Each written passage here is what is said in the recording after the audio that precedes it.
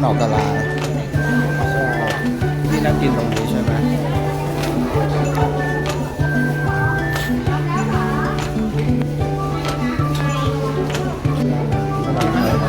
ใช่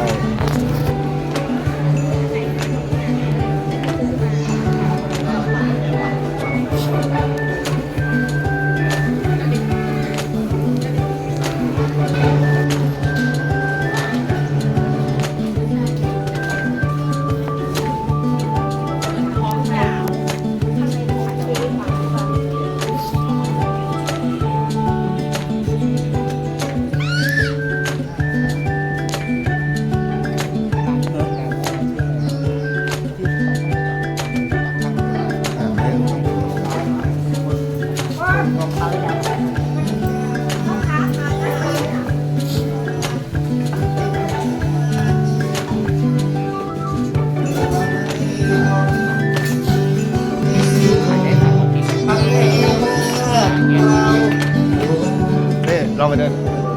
อันนี้น่าจะแบบเป็นเขาทางดีมากเลยเดินกันตุ๊กตาน่ารัก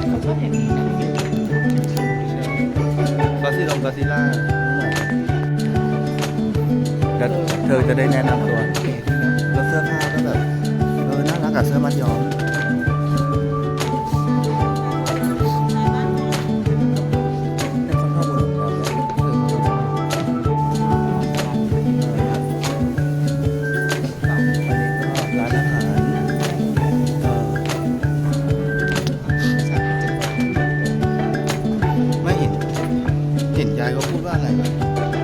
อะไรนะมันอะไรหนอกกะลานะท่อนมันหนอกกะลาแกพูดกับคนที่ดูแลสระน้ำแต่ก็ไม่รู้ว่าแกอะไร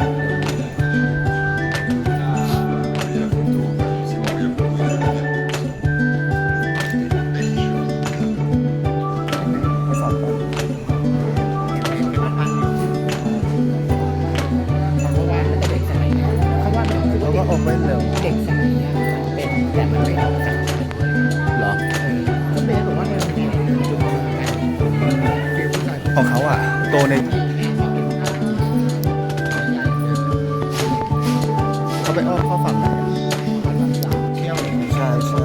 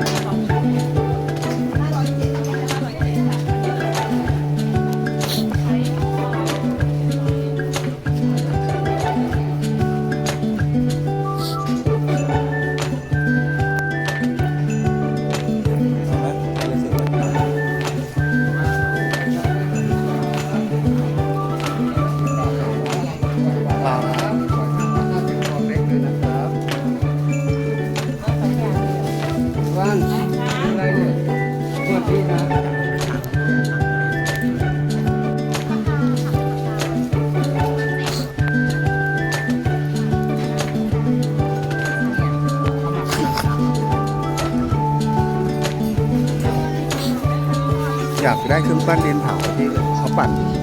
ขนมใส่ไม่ปั่นน้ำใส่อะแต่แบบไอไงกินไม่ได้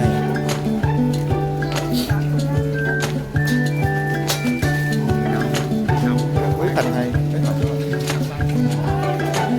เรียนเอาเหรอก็นี่ไงรถคน3เที่ยวข้างไหนมาอยู่